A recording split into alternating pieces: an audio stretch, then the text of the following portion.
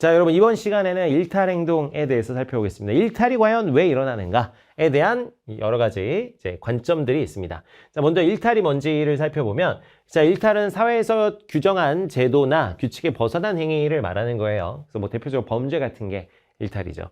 자, 일탈 행동의 상대성. 자, 일탈 행동은 시대, 지역, 상황 등에 따라 다르게 규정되고 있습니다. 뭐 당연한 얘기죠. 조선시대 때 뭐 이제 조선시대 때는 좀 어려도 막 담배 피고 뭐 이런 사람들 뭐 일탈로 보지 않았는데, 최근에는 이제 아직 학생인데 담배를 피면 그거 일탈로 막 규정하고 있잖아요. 이게 이제 시대, 지역, 상황들에 따라서 달라진다, 이런 얘기입니다. 자, 순기능을 보시면, 자, 일탈을 통해서 사회 문제를 드러나게 함으로써 해결 방안을 모색한다. 그래서 사회 발전의 기반이 되고요. 역기능을 보면 혼란과 긴장을 주고 사회 질서가 무너질 수도 있다라는 역기능이 있습니다. 자, 넘어가죠. 자, 일탈 행동에 대한 이론 한번 보시면은요. 자, 먼저 아노미 이론이라고 있습니다. 아노미 이론. 자, 아노미 이론은 여러분 이거 기능론 기반이에요. 기능론 기반. 기능론 기반에 있는데, 자, 먼저 이 아노미 이론을 만든 사람 디르켐이라는 사람이 있고요. 자, 그 디르켐의 이제 후배격인 머튼이라는 사람은 아노미 이론을 좀 바꿔서 새로운 의미를 부여합니다. 자, 여튼 자, 디르켐의 아노미 이론 한번 보면은요. 아노미의 이제 원래 의미인데 여러분 아노미 이렇게 쓰거든요. 아노미 이렇게 쓰는데, 이 놈이라는 말이 여러분 규범이라는 의미를 갖고 있어요. 앞에 아가 붙으면 뭐가 없다라는 뜻이야. 없다. 여러분 영어의 매추어가 무슨 뜻이야? 매추어. 매추어는 성숙한이거든요. 성숙한. 근데 앞에 아가 붙으면 아마추어가 돼가지고 미성숙한이 됩니다. 이런 것처럼 앞에 접두사 아가 붙으면 뭐가 없다라는 그런 의미를 가지고 있어요. 그래서 이 원래 아노미의 의미는 이 규범이 그래서 힘을 잃어서 규범이 없는 그런 상태를 일컫는 말입니다. 자, 왜 그러냐면 급속한 사회 변동으로 인해서 이 규범이 힘을 잃은 아노미 상태가 발생한다 이거야. 자, 예를 들면 우리나라를 일본이 이제 지배하고 있다가 일본이 패망하면서 미군이 들어오게 됩니다. 자, 그러면은 이 사람들이 기존에 가지고 있던 그 일본군이 강제했던 그런 규범하고 새롭게 들어온 미군이 가지고 있는 규범이 다를 테니까 뭘 따라야 될지 혼란스러운 상황이 생기는 거예요. 자, 그런 상태에서는 사람들이 뭘 따라야 될지 모르니까 일탈 행동이 늘어나게 된다는 겁니다. 그래서 이 아노미는 그 사회의 지배적 규범이 붕괴되었으나 대안적 규범이 마련되지 못한 상태다. 자, 쉽게 얘기하면 뭐라고요? 무규범 상태를 말하는 겁니다. 무규범 상태. 그래서 규범이 힘을 잃은 무규범 상태다. 자, 그러면 이 무규범 상태이기 때문에 이렇게 혼란스러워서 일탈이 일어나니까 이 문제를 해결하기 위해서는 뭐예요? 사회 규범의 통제력을 회복하고 아니면 새로운 가치관을 이제 확립하는 이런 것들이 필요하다는 얘기입니다. 자, 그의 후배격인 머튼이 보니까, 근데 현대사회에서 머튼이 봤을 때 무규범 상태가 그렇게 많이 나타나는 건 아니다 이거야. 그래서 이 무규범 상태가 일탈 원인이다 이렇게 단정하기는 쉽지 않다. 그래서 머튼은 아노미를 새롭게 규정합니다. 이 디르켐 아저씨, 이렇게 현대사회에 사실 그렇게 무규범 상태가 많진 않아요. 근데 일탈이 왜 일어나냐면, 자, 사회적인 목표가 있는데 그 목표를 달성하기 위한 합법적 수단이 별로 없을 때 발생하는 것이다. 자, 그걸 이제 불일치, 괴리라고 표현하기도 해요. 그러니까 예를 들면 여러분 사회적으로 돈 많이 버는 거 대다수 자본주의 사회 대다수 사람들이 목표로 갖습니다. 돈 많이 버는 거 좋잖아. 그 자체를 나쁘다고 얘기할 수는 없어요. 하지만 돈을 벌 수 있는 수단이 별로 없을 때 사람들이 돈을 벌기 위해서 일탈을 저지른다 이거야. 사기를 치고 피싱을 하고 범죄를 저지르고 그런다 이 얘기죠. 그래서 머튼이 얘기하는 아노미 상태는 뭐냐? 무규범 상태를 의미하는 게 아니라 뭐라고 표현하냐면 목표와 수단의 괴리라고 표현합니다. 목표와 수단이 어긋난다. 목표는 합법적인 걸 갖고 있지만 수단은 이제 불법적인 괴리가 발생했을 때. 자, 그럼 그걸 달성할 수 있는 수단이 별로 없어서 이런 아노미가 발생한다면 또 해결 방법은 뭡니까? 사회적 목표를 달성하기 위해서 적법한 수단 마련해주고 제도화된 기회를 확대해야 된다. 예를 들면 저소득층이 돈을 벌 수단이 없어서 저소득층이 범죄를 많이 저지른다면 저소득층이 합법적으로 돈을 벌 수 있는 그런 일자리 같은 거 많이 만들어야 된다는 게 머튼의 아노미입니다. 자, 구별하셔야 돼요. 자, 디르켐의 아노미는 무규범 상태의 규범이 힘을 잃었다. 자, 머튼의 아노미는 목표와 수단의 괴리. 그래서 뭐야? 자, 올림픽에서 금메달 따고 싶어. 그 목표 자체가 나쁘진 않죠. 근데 이제 목표를 달성할 수 있는 수단이 없으니까 뭐야? 막 금지된 약물 같은 거 맞고 심판을 막 매수하고 머튼의 아노미. 학교에서 시험 잘 보고 싶어. 근데 뭐야? 내가 그 정도의 어떤 능력이 안 돼. 그래서 뭐야? 그 학교 교사인 아빠한테 뭐야? 시험지 빼돌려 달라고 하는 거야. 저기 강남 모 여고에서 그랬죠. 그래서 이제 걸려가지고 이제 감옥 가고 하여튼 그런 겁니다, 여러분. 그런 게 머튼의 안호입니다. 자, 낙인 이론으로 넘어갑니다. 낙인. 자, 낙인 이론은 자 보면 자 1차적 일탈 행위로 인해서 일탈자로 낙인이 찍힌다 이거야. 자, 예를 들면 제가 좋아하는 작품인 레미제라블이라는 작품이 있습니다. 영화 뮤지컬인데 영화로도 만들어져 있어요. 거기서 이제 장발장이 시작이 어떻게 하면 전과자로 이제 출소하면서 시작해요. 출소하면서 장발장, 넌 이제 가석방이다 하면서 이제 출소가 됩니다. 그래서 장발장이 이제 가석방으로 출소가 됐는데 얘는 전과자라는 표식을 달고 다니기 때문에 사람들이 전과자라고 굉장히 무시하고 나쁜 놈이고 넌 쓰레기야 라는 이 시선을 계속 보내요. 그래서 장발장이 뭐 좀 착하게 살고 싶지만 그럴 환경이 안 돼. 그러다가 장발장이 어디 가게 되냐면 아무도 이제 잠을 재워주지 않아요. 여인숙에도 다 이제 내쫓고 여관 여인숙에서도 당신 전과자니까 재워줄 수 없어. 정 잘 거면 저기 마구간에서 자시오. 막 이런 모멸적인 말들을 듣게 됩니다.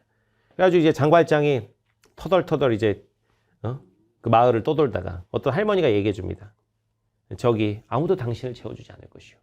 하지만 저기는 당신을 재워줄 것이오. 거기가 어디냐면 이제 성당이야, 성당. 성당에선 당신을 재워줄 것이오. 그래서 장발장이 이제 성당으로 갑니다. 성당으로 가는데 그랬더니 뭐야, 신부님이 딱 마이프로 이제 오셨어. 굉장히 따뜻하게 환대를 해주십니다. 그래서 깨끗한 침대에 장발장이 자게 되죠. 이렇게 장발장이 자다가 문득 머리맡에 있는 뭐야, 은초대를 보게 됩니다. 은초대. 아씨, 나 지금 막 출소해서 먹고 살 길이 막막한데 이 은초대 비싸 보이는데 이거 훔쳐가지고 내가 팔면 내 생활에 좀 도움이 되지 않을까. 신부님한테 미안한데 어떡하지? 신부님 나 믿었는데. 그때 장발장 생각은 뭐예요? 난 어차피 전과자고 난 쓰레기니까 이거 훔쳐서 가는 게 뭐가 문제인가, 이런 생각을 하게 됩니다. 그래서 은초대를 훔쳐서 달아나게 되죠.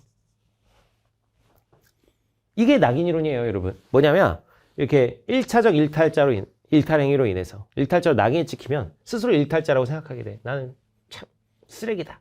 이렇게 자아 정체성을 형성하고 그래서 2차적 일탈행위를 반복하게 된다 이거야.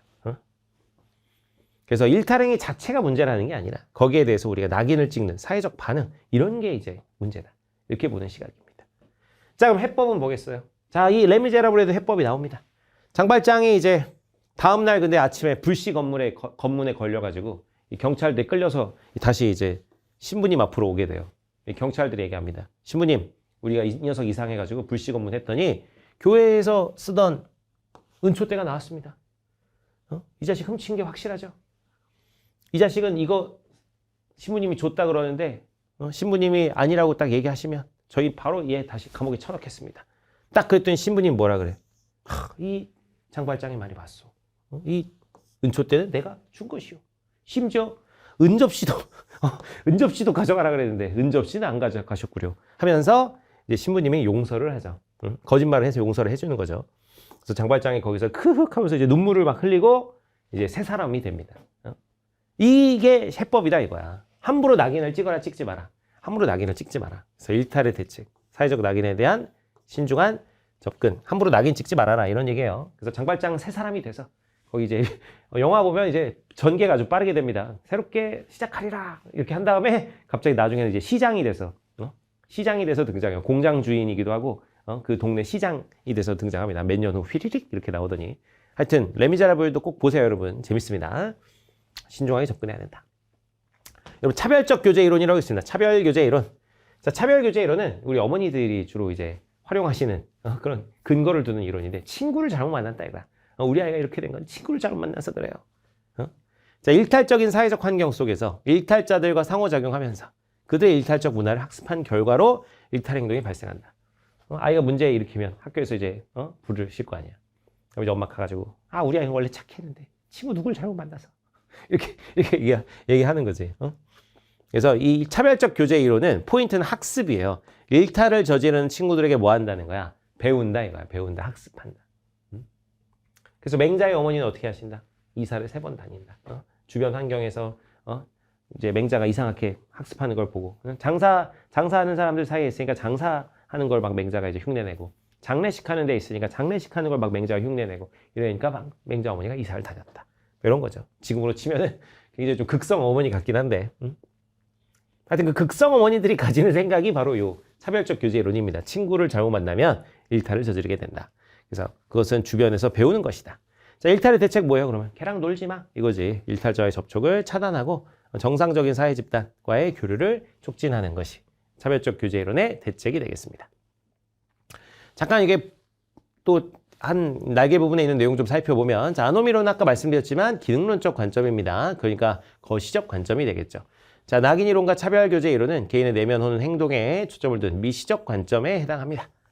그래서 여러분 좀 낙인 이론하고 차별적 교제 이론 좀 비교해 보면 둘 다 자, 일탈에서 상호작용 과정을 중시해요. 상호작용 과정.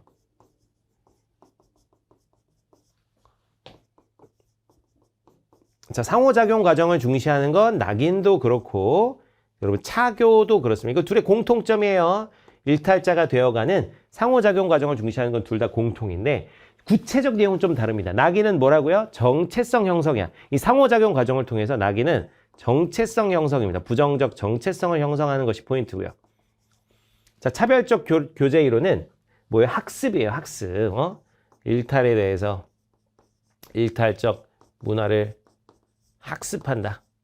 요거는 완전히 다른 겁니다, 여러분. 자, 그래서 상호작용 과정을 중시한다는 건 둘 다인데 상호작용 과정을 통해 정체성이 형성된다 이렇게 하는 건 낙인만이고 상호작용 과정을 통해서 일탈에 대한 걸 학습한다. 그럼 뭐야? 차교만 그렇습니다. 잘 구별을 해두셔야 된다. 됐죠? 자, 일탈 이론이었습니다. 그래서 아노미, 낙인, 차별적 교제 이론. 그래서 아낙차 이렇게 보시면 돼요. 근데 실제로는 아노미는 몇 개다? 두 개다. 뒤캠과 머튼. 그래서 뒤머, 낙차 이렇게 외워두시면 되겠습니다. 자, 이번 시간 마치겠습니다.